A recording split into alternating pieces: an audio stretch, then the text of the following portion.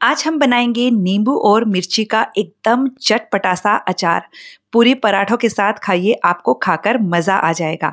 इसे बनाना एकदम आसान है, इसमें कोई आपको धूप दिखाने की ज़रूरत नहीं है। ट्राई कीजिएगा, बहुत आसान रेसिपी है। नमस्ते दोस्तों, स्वागत है आपका श्याम रसोई में।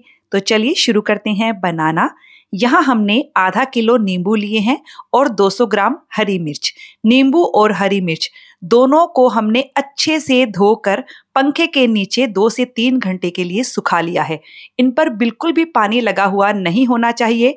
हम अचार बना रहे हैं तो इन बातों का आप जरूर ध्यान रखिएगा। तो सबसे पहले हम नींबू को कट कर लेते हैं।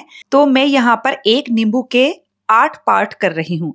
आप चाहें तो 4 भी रख सकते हो। तो ये देखिए, मैंने इनके 8 पार्ट कर लिए हैं। अब हम नींबू के बीज हटा देंगे ताकि अचार खाते टाइम बीज मुंह में ना आए। इसी तरह से हम सारे नींबू कट करके तैयार करेंगे। इन नींबू को कांच के या प्लास्टिक के बाउल में डाल दीजिए। 2 नींबू मैंने इनमें से बचा लिए हैं, जिनका इस्तेमाल हम बाद में करेंगे। तो चलिए अब हम मिर्ची को भी कट कर लेते हैं। तो सबसे पहले हम मिर्ची के डंठल अच्छे से हटाएंगे। आप मिर्ची को अच्छे से धोकर सुखाने के बाद ही डंठल हटाइएगा ताकि मिर्ची के अंदर पानी ना जाए। तो देखिए, हमने सारे मिर्ची के डंठल हटा लिए हैं। अब हम इन्हें छोटे छोटे पीसेस में इस तरह से कट कर लेंगे। मैंने यहाँ पर कम तीखी वाली हरी मिर्च का इस्तेमाल किया है। आप अपनी पसंद के हिसाब से हरी मिर्च ले सकते हो। अब हम हरी मिर्च को भी नींबू के साथ ही मिला देते हैं। हरी मिर्च और नींबू को हमने सेम साइज में कट करके तैयार किया है।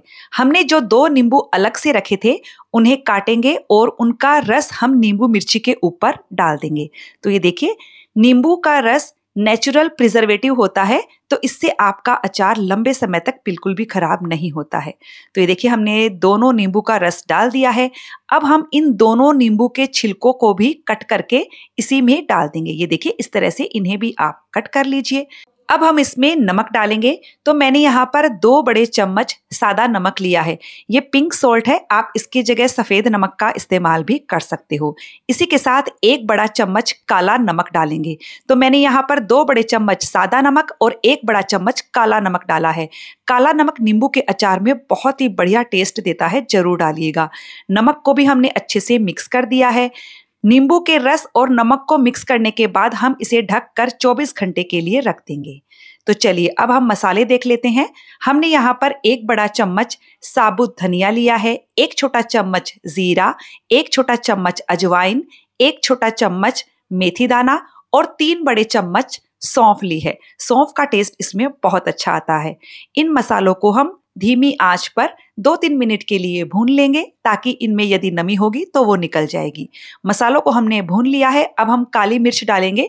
इसे बस 15-20 सेकेंड के लिए मसालों के साथ भूनिए। उसके बाद हम गैस की फ्लेम को बंद कर देंगे और इन मसालों को अलग प्लेट में निकाल लीजिए ठंडा होने के लिए। अब देखिए, गैस की फ्लेम तो हमारी बंद है, लेकिन पैन हमारा गर्म है। इस वक्त मैं इसमें 2 बड़े चम्मच राई दाल डाल रही हूँ। यदि आपके पास राई दाल ना हो तो आप या तो पीली वाली सरसों या काली वाली सरसों का इस्तेमाल भी कर सकते हो। तीनों में से कोई भी एक आप 2 बड़े चम्मच ले लीजिएगा। और अब हम इसमें आधा छोटा चम्मच कलौंजी डालेंगे। इन दोनों को हम पीसेंगे नहीं, इसलिए मैंने इन्हें अलग से डाला है। इन्हें भी गरम पैन में थोड़ा सा भून लीजिए ताकि इनमें यदि नमी होगी तो वो निकल जाएगी। यदि आप राई दाल की जगह काली या पीली सरसों ले रहे हो तो जब हमने पहले वाले मसाले भुने थे तो उसी के साथ ऐड कर दीजिएगा। तो ये मसाले हमारे ठंडे हो चुके हैं। इन्हें हम मिक्सर के जार में डालकर दरदरा सा पीस लेंगे। नींबू और मिर्ची को रखे हुए पूरे 24 घंटे हो गए हैं। आप देख सकते हैं नींबू और मिर्ची ने अपना पानी छोड़ दिया है, लेकिन हमें इस पानी को फेंकना नहीं है। इसी पानी में हम अचार बनाएंगे, इस बात का ध्यान रखिएगा। तो सबसे पहले हम इसमें ये दरदरा पिसा हुआ मसाला डाल देते हैं। साथ ही राई दाल और कलौंजी को भी डाल देंगे। अब हम इसमें कुछ मसाले पाउडर डालेंगे। मैंने यहाँ पर 1 बड़ा चम्मच कश्मीरी लाल मिर्च का पाउडर लिया है। इससे अचार में बहुत ही बढ़िया रंगत आती है। 1 छोटा चम्मच रेगुलर वाली लाल मिर्च ली है मैंने। आप चाहें तो इसे स्किप कर सकते हो, वैसे जो मैंने मिर्ची ली है वो बहुत ही कम तीखी है। साथ ही 1 छोटा चम्मच हल्दी पाउडर डाल दिया है और 2 बड़े चम्मच सादा नमक मैं और डाल रही हूँ। नींबू के अचार में नमक हमेशा अच्छे से जाता है। तो आधा छोटा चम्मच मैंने हींग भी डाल दी है। यदि आपकी हींग का फ्लेवर स्ट्रॉन्ग हो तो कम इस्तेमाल कीजिएगा। अब हम इन मसालों को पहले एकदम बढ़िया से मिक्स कर देते हैं। एकदम मसालेदार, बहुत ही टेस्टी और चटपटा अचार आपका बन करके तैयार होगा। मसाले हमारे अच्छे से मिक्स हो गए हैं। अब हम इसमें डालेंगे तेल। तो मैंने यहाँ पर 4 चम्मच सरसों का तेल लिया है। मैंने यहाँ पर कच्चे तेल का इस्तेमाल किया है। आप चाहें तो तेल को धुआं उठने तक गर्म कीजिए, उसके बाद ठंडा कीजिए। वैसे भी आप तेल का इस्तेमाल कर सकते हो। आधा छोटा चम्मच इसमें चीनी डालेंगे। चीनी भी प्रिजर्वेटिव का काम करती है, इसके लिए जरूर ऐड कीजिएगा। तो बस अब हम अच्छे से तेल और चीनी को भी मिक्स कर लेते हैं।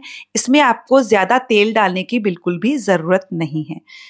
मैं जब सिर्फ नींबू का अचार बनाती हूँ तो उसमें बिल्कुल भी तेल इस्तेमाल नहीं करती हूँ। तो चलिए अब हम अचार को स्टोर कर लेते हैं। स्टोर करने के लिए मैंने एक कोयले के टुकड़े को गैस पर अच्छे से गर्म कर लिया था। आप कोयले की जगह दालचीनी का टुकड़ा भी ले सकते हो। इस पर हम चुटकी भर हींग डालेंगे और जिस बरनी में आप अचार भर रहे हो उसको आप उल्टा करके कोयले पर रख दीजिए। बरनी को अच्छे से धोकर मैंने सुखा लिया था, इसमें बिल्कुल भी नमी नहीं होनी चाहिए। 2 मिनट तक आप इसको ऐसे ही रखा रहने दीजिए। 2 मिनट हो गए हैं तो हम इसे हटा लेते हैं। तो इस तरह हींग की धुई देने से अचार लंबे समय तक खराब नहीं होता है। अब अचार को हम बरनी में भर लेते हैं। जब भी आप अचार लें, अचार को सूखी और साफ चम्मच से लीजिएगा। अचार बनाने के लिए जो भी बर्तन इस्तेमाल कर रहे हो एकदम साफ और सूखे होने चाहिए। नींबू और मिर्ची एकदम साफ और सूखे होने चाहिए, तो आपका अचार लंबे समय तक बिल्कुल भी खराब नहीं होगा। ये अचार 4 से 5 दिन बाद खा सकते हो, लेकिन नींबू को गलने में टाइम लगता है। कम से कम 13-14 दिन लग जाते हैं। नींबू का छिलका आपको स्टार्टिंग में कड़वा लगेगा, लेकिन धीरे धीरे सेट हो जाता है। बरनी पर हम एक टिश्यू पेपर लगाकर फिर ढक्कन लगाएंगे कम से कम 4 दिन के लिए, ताकि जब अचार गलता है तो स्टीम बनकर अचार में ना गिरे। अचार को बनाए हुए 4 से 5 दिन हो गए हैं, तो आप इसका टिश्यू पेपर हटा दीजिएगा।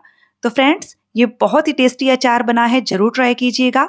आपको ये रेसिपी कैसी लगी कमेंट करके जरूर बताइएगा। अच्छी लगे तो वीडियो को लाइक शेयर कीजिएगा। चैनल को सब्सक्राइब करने के साथ बेल आइकन प्रेस कर दीजिएगा, ताकि हमारे आने वाले वीडियो का नोटिफिकेशन आपको मिल सके।